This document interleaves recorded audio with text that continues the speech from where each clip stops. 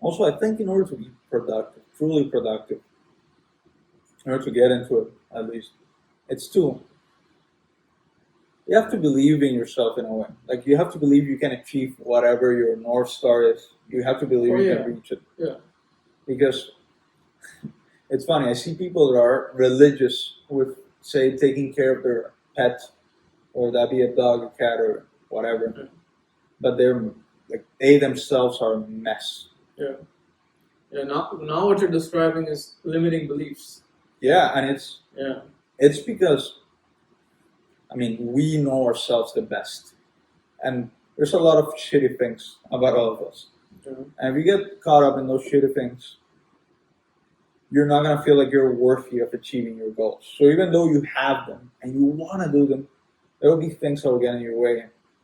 Example, anxiety of not being good enough and stuff like that. And it's just because, I mean, you know yourself the best, and it compounds, like we said before. If you've always been a slacker and you've had opportunities pass in front of you, it's gonna compound, and you're gonna start feeling like you're not good enough, and that's why you didn't take the opportunities.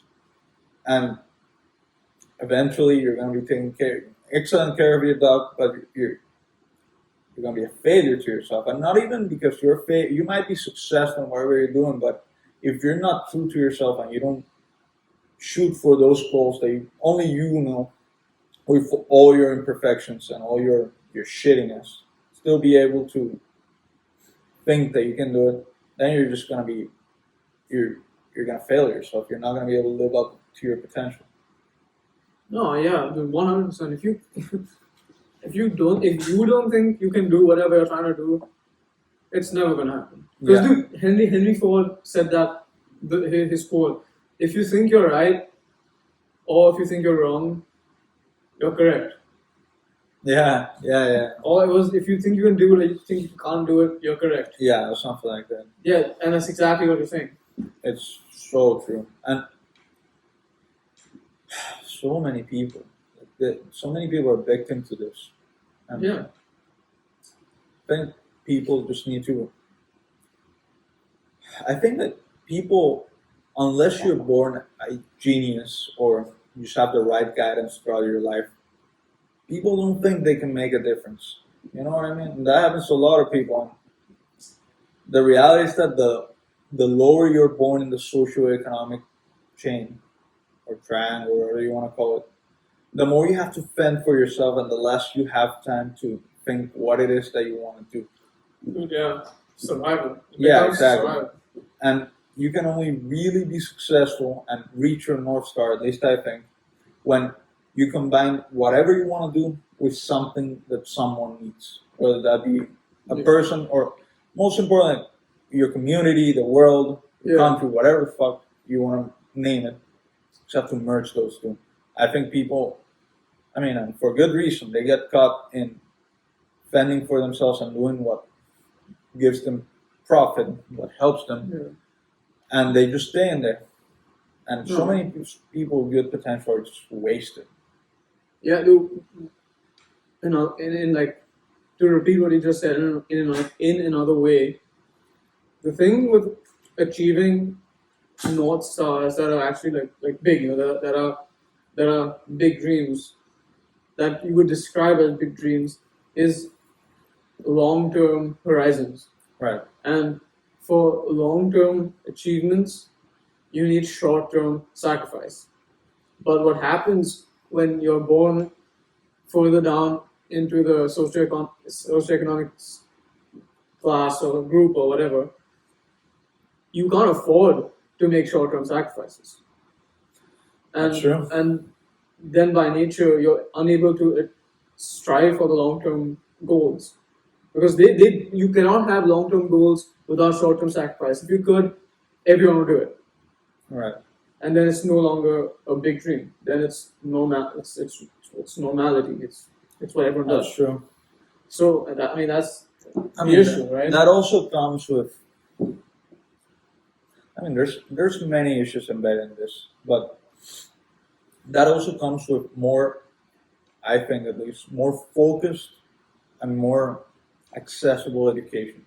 Because if you can educate yourself to be competitive in any field, whether that be really anything. It doesn't have to be a big technical career. It can be really anything. But as long as you educate yourself to in whatever it is you want to do, and there's a number of things that you can adapt whatever you want to do, and small goals, big goals. I mean, shit, maybe you're a mechanic. Yeah, you can be a mechanic, or you can make a mechanical shop chain or whatever. Yeah, whatever you want. So it's just, I mean, obviously education is a big part of it, and Even I change- opportunity. opportunity, yeah. But you see, I think, I mean, obviously some people are just dealt bad cards and they have shitty luck. But Mm. for the person who's not particularly unlucky, there are a lot of opportunities that come by, and sometimes people are too stubborn or too willfully blind to see them. And a lot of people think they're way unluckier than they actually are. Because if you think you're unlucky, I'll put it to you in a story I listened to recently. This guy had a kid who was in the hospital, and the hospital, especially a kid's hospital, it's a horrible place. So as he was going to, go to his kid in the wing that she was at, I don't remember what she had, something bad, something that had to do with organs. He went through the, cancer aisle, or terminal aisle, cancer aisle, and all these horrible diseases. I mean, he said, "Damn, I mean, I'm not saying I have it good, but I could have it way worse." And that has a lot to do with mentality. Perspective. Yeah. A lot of people think they're dealt, and his daughter survived actually. So Yeah.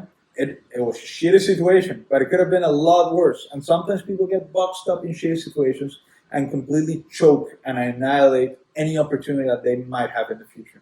Dude, do you know what the average your average annual earning has to be in the top 1% of the world? I remember this, but I don't remember the number exactly. Oh, And this is ignoring obviously cost of living and stuff, and there are other factors in play, but it does give you perspective. just wealth, right? Like however much you make What your annual earning is Yeah. to be in the 1% of annual earners. of the world. Of the world. Shoot, I'm sure it's gonna be something ridiculous. $33,000. That's not that far. How much is minimum wage? It depends on the state. Like Here in 10, California, I'm around pretty 10, sure it's around 10. no a year. I mean. Oh, like the average Californian income? Yeah. Oh, I don't know. No, the minimum wage for California for a year. Oh, a year? I don't know. I don't know, but it's not that far from that number. Oh, no, it's not. It's not at all. Probably like 20, 25, maybe. Around, not less than that for sure. I think it's way higher than 20. I think it's in the high 20s, maybe Okay. low. I could be completely Well, wrong, but I think it's yeah, no, around that. It's not very far from 33. Yeah, it Dude, just almost, if you're in the USA, you're born in the USA, you're automatically in the top 1% of the world. pretty much. Pretty much. Yeah, it's funny. A lot of people think they're dealt bad cards, and they might have been dealt shittier cards than other people, but nowhere near the worst. The worst. I mean, I'm sure you've had the opportunity to see some of what my eyes have seen as the worst back home, and you have too. And I think even the poorest person in the U.S., as long as they have a home, it's nothing compared to living in slums or, displaced villages. Shit like that is just otherworldly.